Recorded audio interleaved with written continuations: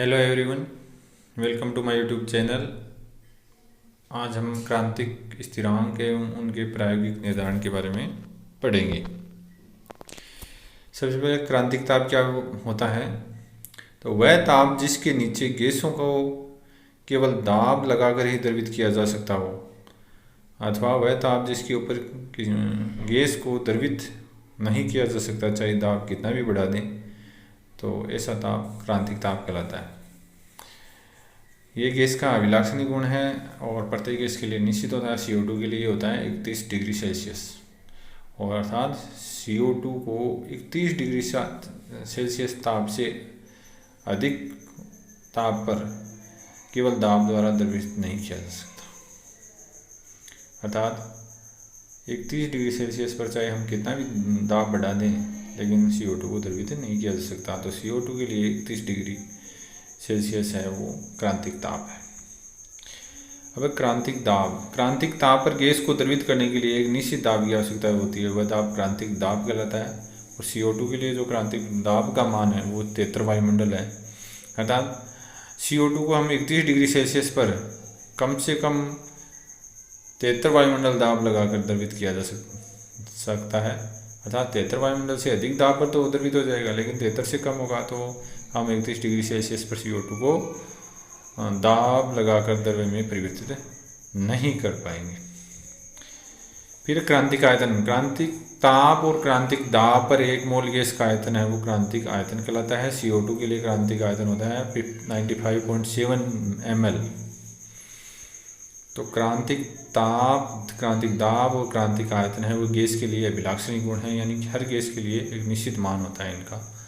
और क्रांतिक ताप है उसको हम TC से लिखेंगे, क्रांतिक दाब को हम PC से लिखेंगे और आयतन को हम BC से लिखेंगे। इनको क्रांतिक स्थिरांक भी कहा जाता है। अब क्रांतिक स्थिरांकों के निर्धारण के लिए हम प्रायोगिक रूप से किस प्रकार से निर्धारित करते हैं, तो इसके लिए हम एक सिद्धांत, मतलब इनका जो प्रायोगिक निर्धारण है वो एक सिद्धांत पर आधारित है। वो ये है कि जो क्रांतिक ताप होता है उस पर द्रव्य का घनत्व और संतृप्त वाष्प का घनत्व समान हो जाता है। इस कारण से जो क्रांतिक ताप पर क्या होता है, गैस और द्रव्य को पृथक करने वाली जो सतह है वो अदृश्य हो जाती है। तो इसमें क्रांतिक ताप, क्रांतिक दाब और आयतन के निर्धारण के लिए जो उपकरण काम में लिया जाता है वो आपको इस चित्र में दिखाया गया है।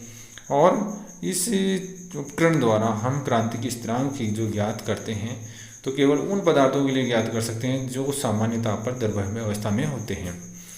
तो इस उपकरण में हम क्या करते हैं, ये एक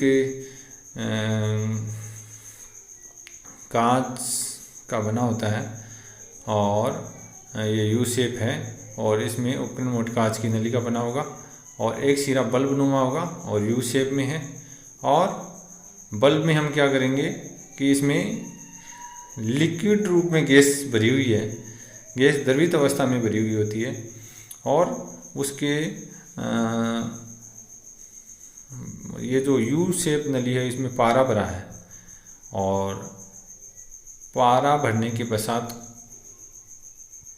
जो एक सिरा है उसको ऊपर से बंद कर देंगे, लेकिन वो पारे से कुछ तल के कुछ ऊपर से बंद करेंगे ताकि उसमें कुछ हवा रहे। तो ये जो वाला भाग है वो मैनोमीटर का कार्य करेगा।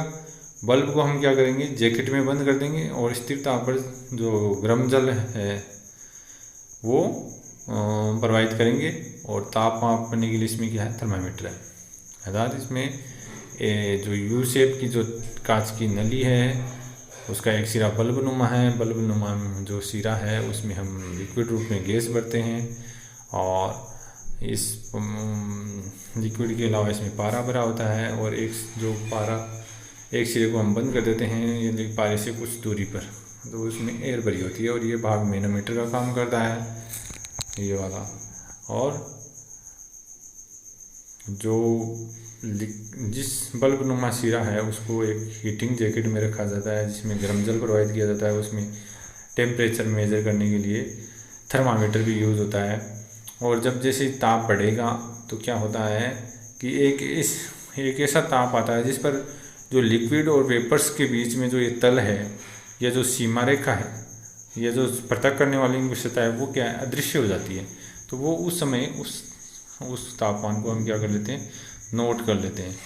जब प्रयोग में बल्ब का ताप धीरे धीरे बढ़ाया जाता है तो उस ताप को ज्ञात करते हैं जब द्रव्य का तल अदृश्य हो जाता है, और फिर हम बल्ब को फिर से ठंडा करेंगे तो जब वो दिखाई देने लग जाता है उस ताप को भी नोट कर लेते हैं, और दोनों का हम क्या करते हैं, मध्य मान लेते हैं। और मध्य मान जो आता है वो हम क्रांतिक ताप होता है, और मैनोमीटर द्वारा हम उन तापों के संगत जो दाब ज्ञात कर लेते हैं, और इन दाबों का जो माध्य मान होगा वो क्रांतिक दाब होता है। तो हम इस प्रकार से इस उपकरण द्वारा क्रांतिक ताप और क्रांतिक दाब ज्ञात कर लेते हैं। अब क्रांतिक ताप और क्रांतिक दाब द्वारा हम 1 मोल गैस के जो आयतन माप कर क्रांतिक ताप और क्रांतिक दाब पर, यहाँ ये मिसप्रिंटिंग है, तो पर 1 मोल गैस का आयतन है वो माप कर 1 मोल गैस का आयतन माप कर हम क्रांतिक आयतन नहीं माप कर सकते, क्योंकि दाब और ताप में थोड़े से परिवर्तन से आयतन में बहुत अधिक परिवर्तन हो जाता है। तो जो क्रांतिक आयतन ज्ञात करने के लिए हम जो मथाइयस के परीक्षणों पर आधारित प्रोक्स विधि काम में लेते हैं, और ये जो इनके अनुसार है, कायले और मथाइयस के अनुसार ये है कि किसी द्रव्य और संतृप्त वाष्प के घनत्व के जो माध्य मान होते हैं और उनको संगत ताप के विरुद्ध यदि हम ग्राफ खींचते हैं तो एक सरल रेखा प्राप्त होती है। इसको सरल रेखीय व्यास का नियम भी कहते हैं। और वो कैसे है देखिए, यहाँ जो ये क्रांतिक घनत्व का निर्धारण करते हैं, तो क्रांतिक घनत्व देखिए, जो क्रांतिक ताप होता है जो बिंदु C द्वारा दिखाया गया है इस डायग्राम में यहाँ पर, तो क्रांतिक ताप पर बिंदु C है, और जैसे जैसे हम ताप बढ़ाते हैं तो लिक्विड की जो डेंसिटी है वो घटती जाती है, और सेचुरेटेड वेपर्स यानी संतृप्त वाष्प की डेंसिटी बढ़ती जाती है, और जो क्रांतिक ताप होता है वहाँ पर दोनों की जो डेंसिटी है वो इक्वल हो जाती है। इस कारण से ही वो सीमा रेखा अदृश्य हो जाती है द्रव्य और वाष्प के मध्य। तो हम इन जो डेंसिटीज़ हैं इनका जो माध्य मान लेते हैं, और उन माध्य मानों को यदि ग्राफ बनाया जाए TC के अकॉर्डिंग, तो ये जो बीच वाली जो रेखा प्राप्त होती है वो प्राप्त होती है, ये जो माध्य मानों का है। तो इसमें जो AC है वो है वाष्प के घनत्व को निरूपित कर रहा है, और BC है द्रव्य के घनत्व को ताप के विरुद्ध आलेख कर रहा है। ताप बढ़ाएंगे तो द्रव्य का घनत्व घटेगा, वाष्प का घनत्व बढ़ेगा, और क्रांतिक बिंदु पर जो घनत्व है वो दोनों का सेम हो जाएगा। वक्र का जो शिखर है वो तीक्ष्ण न होने के कारण बिंदु C पर ठीक से निर्धारित नहीं हो पाता। इस कारण से ठीक से निर्धारण नहीं हो पा रहा, तो सही निर्धारण करने के लिए हम क्या करते हैं, इनके माध्य मान ज्ञात करके उनको ताप के विरुद्ध आलेखित करते हैं, तो हमें एक DC रेखा प्राप्त होती है। और ये DC रेखा जहाँ काटती है वो ही उस ताप के संगत जो घनत्व है वो क्रांतिक घनत्व कहलाता है। उसमें हम क्रांतिक घनत्व ज्ञात कर लेते हैं, और क्रांतिक घनत्व क्रांतिक आयतन कैसे ज्ञात करेंगे कि उस क्रांतिक घनत्व में हम अनुभाग का भाग दे देंगे तो क्रांतिक आयतन आ जाएगा। इस प्रकार से हम क्रांतिक दाब, क्रांतिक ताप और क्रांतिक आयतन सभी ज्ञात कर लेते हैं।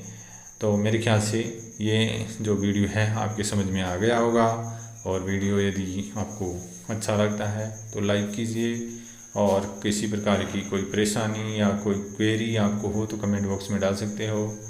धन्यवाद।